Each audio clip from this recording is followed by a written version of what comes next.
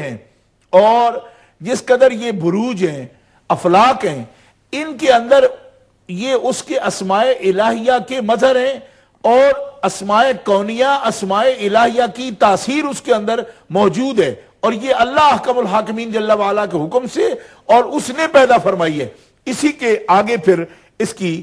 تعریف ہے، لیکن کہنے والی بات یہ ہے کہ یہ بتانے کا مقصد صرف یہ نہیں تھا کہ ہمیں یہ بات معلوم ہو گئی اور ہم آپ تک صرف یہ علم دے رہے ہیں، بلکہ اس پر علامہ جامی رحمہ اللہ فرماتے ہیں کہ ابر و بادو مہو خورشید و فلک در کارند تا تو نانے بکفاری و بغفلت نہ خوری۔ آپ فرماتے ہیں اس پہ غور و فکر کرو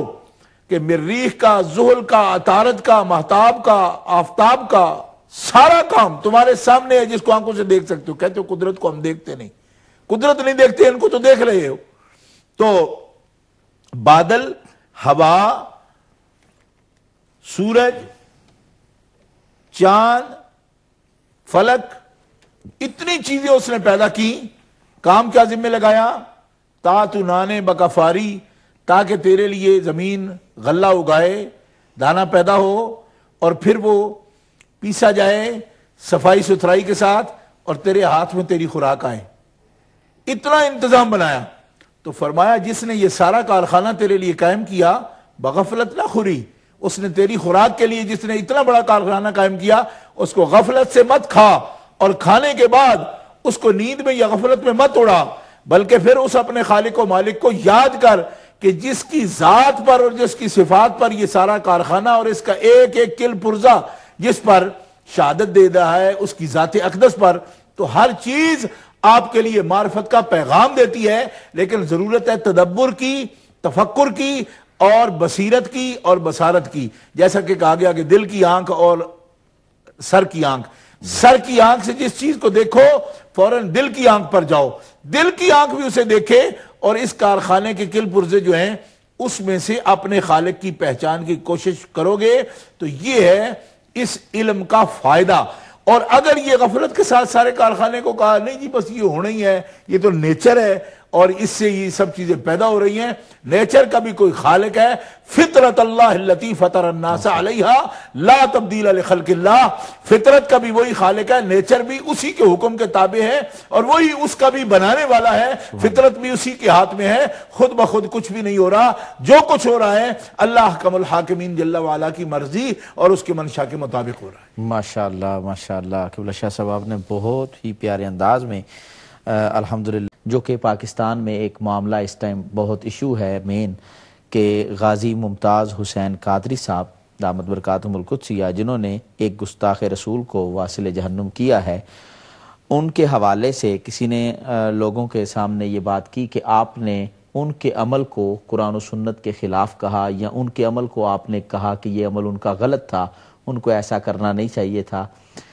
تو کیا ایسی کوئی بات، یا جو شخص نبی پاک صلی اللہ علیہ وسلم کی گستاخی کرے اس کی کیا سزا ہے؟ یہ دونوں حوالے سے بات آپ سے کریں گے۔ شاہ صاحب ہمارے ساتھ ایک ہماری بہن موجود ہیں، فاطمہ بہن، ان سے بات کرتے ہیں پھر آپ اس سوال کے۔ جی السلام علیکم ورحمۃ اللہ وبرکاتہ۔ وعلیکم السلام، السلام علیکم ورحمۃ اللہ وبرکاتہ۔ شاہ صاحب کی خدمت میں بھی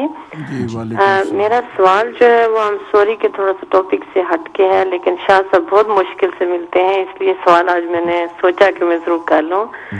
کہ یہ ایک میرے سے بہت دفعہ پوچھا گیا ہے کہ یہ جب کسی خاتون کا مس کیریج ہو جاتا ہے یا پری میچور بیبی برتھ ہو جاتی ہے تو ہماری مسلم خواتین جو ہیں وہ سب تو نہیں لیکن خاصے لوگ لیڈیز جو ہیں وہ اس کے گھر جانا چھوڑ دیتے ہیں کہ کوئی سایہ پڑ جائے گا یا کچھ اس طرح کی بات ہو جائے گی، اور 40 دن تک وہ وہاں پہ نہیں جاتے ہیں۔ میری شاہ صاحب سے یہ مؤدبانہ گزارش ہے کہ اگر پلیز مجھے اس کا جواب دے دیں، کہیں قرآن سے، حدیث سے، یا کہیں صوفیاء کرام، علماء کرام، یا کہیں کوئی بات ہے کہ جس کو دلیل بنا کے ہم اس کو آگے جو ایجوکیٹڈ جنریشن ہے اس کو ہم یہ بتا سکیں کہ ہاں بھئی یہ ٹھیک ہے، اس چیز کو کیری آن کرو کہ 40 ڈیز تک آپ وہاں نہیں جایا کریں۔ Thanks allot. اگر مجھے میرے سوال کا جواب مل جائے گا تو مجھے بہت خوشی ہوگی۔ ٹھیک، بہت شکریہ فاطمہ بہن، آپ نے لوٹن سے ہمیں جوائن کیا اور آپ نے یہ مسئلہ پوچھا۔ جی قبلہ شاہ صاحب، طارق صاحب نے جو سوال پوچھا جناب غازی ممتاز حسین قادری صاحب کے حوالے سے، آپ اپنا موقف جو ہے وہ بیان فرمائیں۔ بسم اللہ الرحمن الرحیم۔ علامہ جلالی صاحب، ہم اس بارے میں اپنا موقف کیا بیان کریں گے؟ وہ بنیادی طور پر یہ مسئلہ جو ہے قرآن و سنت سے اس کا تعلق ہے اور یہ شرعی مسئلہ ہے، تو اس بارے میں جو بات کسی نے انٹرنیٹ پر، یا جیسے طارق صاحب کہہ رہے تھے کہ کچھ لوگوں نے یہ کہا ہے کہ ہم نے اس کو غلط کہا، ان کے کام کو، ممتاز حسین کے کام کو، یہ غلط بات ہے۔ یہ کسی نے غلط طریقے سے اس کو جو ہے نا انٹرپریٹ کرنے کی کوشش کی ہے اپنی طرف سے۔ اس طرح کا کسی پروگرام میں نہیں کہا گیا۔ مجھے جہاں تک یاد پڑتا ہے، جو سوال آیا تھا اور مجھ سے جو اس پروگرام کے انچارج تھے یا ناظم تھے، انہوں نے جو سوال پوچھا تھا وہ یہ تھا کہ اسلامی سزائیں جو ہوتی ہیں حدود میں یا تعزیرات میں، وہ سزائیں نافذ کرنا کیا پبلک کا کام ہے یا حکومت وقت کا کام ہے، عدالتوں کا کام ہے کہ وہ سزائیں دے، اور یا وہ سزائیں پبلک خود دے؟ تو سوال یہ آیا تھا۔ سوال کا جواب ہم نے یہ دیا تھا کہ اسلام کا ایک نظام ہے، حدود اور تعزیرات میں احکامات نافذ کرنا، اور کسی بھی کیس کو، چاہے وہ کتنا بھی اہم کیس ہو، اس کی سماعت جو ہے یہ بنیادی طور پر عدالت کا ہی حق ہے، حکام کا ہی کام ہے کہ وہ اس کو سنیں، تاکہ تحقیق پوری ہو جائے کہ اس کی وجوہات کیا تھیں، جرم جو کچھ وقوع ہوا، کیا بندہ جو اس میں ماخوذ ہے یا پکڑا گیا ہے وہی اس کا مجرم ہے، اس کی وجوہات کیا ہیں۔ ان ساری باتوں کا جائزہ لینے کے بعد عدالت جو ہے وہ فیصلہ کرتی ہے، اور فیصلہ کا نفاذ جو ہے، مثلا سزائے موت ہوتی ہے کسی کی، یا کسی کا قطع ید ہے، مثلا چور ہے تو اس کی سزا ہاتھ کاٹنا ہے، وہ ایک خاص مالیت ہے، اتنی چوری ہو، مال محظور ہو، مطلب مال بھی پیرے میں ہو اور اس کی حفاظت والا مال ہو، پھر وہ چوری کیا گیا ہو، کتنی مقدار کا ہو، یہ باتیں ظاہر ہے اس کی تحقیق ساری کرنے کی ضرورت پڑے گی۔ تو ان سب کاموں کا اختیار، حدود کا میں سزاؤں کا اور تعزیرات میں بھی سزاؤں کا اختیار عدالت کے پاس ہے، عدالت اسلامی کے پاس اور حکام کے پاس ہوتا ہے۔ یہ تھا جواب جو ہم نے پیش کیا۔ اب اس کو کسی خاص واقعہ پر لگانا کہ یہ اس واقعہ میں انہوں نے کہا کہ اس نے غلط کیا، یہ بات نہیں ہے، یہ لوگوں کی اپنی من مرضی کی تشریح ہے۔ اس بارے میں ہمارا موقف یہ ہے کہ احادیث مبارکہ میں اس بات کا ثبوت موجود ہے کہ کسی شخص نے نبی پاک صلی اللہ تعالی علیہ وسلم کی توہین کی، ٹھیک ہے۔ ایک صحابی ہیں کہ جن کی لونڈی نے، عورت نے توہین کی، انہوں نے فوراً اس کو قتل کر دیا، صحابی نے قتل کر دیا اس عورت کو حضور کی گستاخی سن کر، ان سے قصاص نہیں لیا گیا۔ تو مسئلہ یہ ہے کہ اگر ہم سے کوئی یہ سوال کرے گا کہ سزائیں دینا حق کس کا ہے، تو ہم یہ نہیں کہیں گے کہ پبلک خود دے لے، سزائیں خود نافذ کرے پبلک۔ لیکن یہ ایک الگ سوال ہے کہ اگر کسی شخص نے حضور کی توہین کی، معاذ اللہ قرآن کی توہین کی، اللہ پاک جل شانہ کی توہین کر دی، اور ایک مسلمان وہاں موجود ہے، اس نے دیکھا، سنا، اور اس نے فوراً قتل کر دیا یا اس کو مارا یا کچھ بھی، مطلب اب اس کے بارے میں حکم پوچھنا یہ ایک الگ بات ہے، ٹھیک ہے۔ اس کو بھی ماخوذ ہوگا، یہ بندہ عدالت کیس سن سکتی ہے کہ اس نے ایسا کیوں کیا، تیش میں آ کر کیا، مشتعل ہوا، کیا واقعی اس بندے نے جرم کیا تھا، جو کچھ اس نے سمجھا نہیں سمجھا، عدالت سنے اس کیس کو۔ اگر یہ بات ثابت ہو جائے کہ واقعی وہ بندہ گستاخ تھا،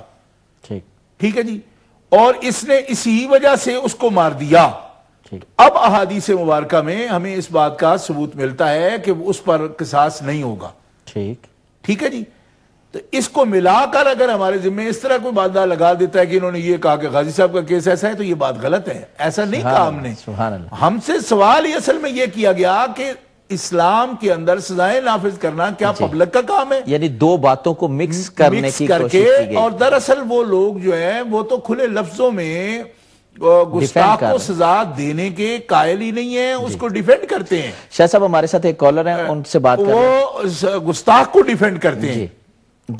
اس لیے وہ اپنے ساتھ ملانے کے لیے لوگوں میں ایک جو ہے نا غلط فہمی پیدا کرنے کے لیے نام استعمال کرتے ہیں، ورنہ یہ بات کہی نہیں گئی ہے اس میں۔ ٹھیک ہے شاہ صاحب، ہمارے ساتھ عدیل صاحب ہیں برمنگم سے، آئیے ان سے بات کرتے ہیں۔ السلام علیکم ورحمۃ اللہ وبرکاتہ۔ وعلیکم السلام ورحمۃ اللہ، جلالی صاحب آپ کو السلام اور شاہ صاحب کو بھی السلام۔ ہمارا پاس ایک ہی سوال تھا، لیکن بہت اہم سوال ہے، کافی لمبا سوال ہے کہ ایک غیر مسلم نصرانی عالم، انہوں نے کچھ صدیوں پہلے ایک کتاب لکھی جس میں انہوں نے کہا کہ وہ ایک قصہ بیان کرتے ہیں جس میں وہ جہنم میں جاتے ہیں اور پھر جہنم کے ہر طبقے میں ان کی ملاقات ایک مشہور شخص کے ساتھ ہوتی ہے، اور وہ مزید اس میں لکھتے ہیں معاذ اللہ کہ جہنم میں